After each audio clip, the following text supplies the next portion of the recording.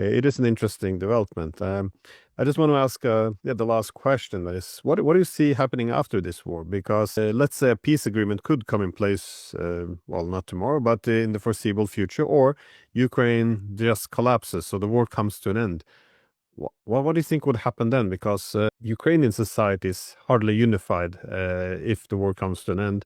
You also see the West as well. Europe seems to be, well, banking on unity through a common opposition to Russia. It just seems to be a lot of blame game and resentment, which would spread. A lot of politicians and a lot of countries have bet a lot of political capitals on the strategic defeat of Russia. So what do you see after this war? Because we're not going to go back to the, well, let's call it the happy times of before 2014. No, certainly not. I think that there's going to be very radical changes happening in Europe.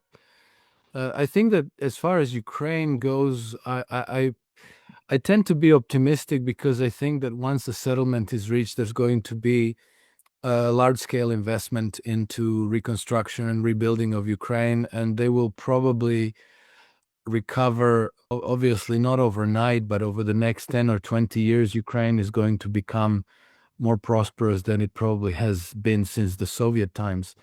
I think that American investors, Russian investors, and Chinese investors are going to go in there, and they're going to be looking to integrate Ukraine into these multipolar integrations, into the customs union, and into the BRICS architecture, because it is an important node in the Eurasian in the whole Eurasian network.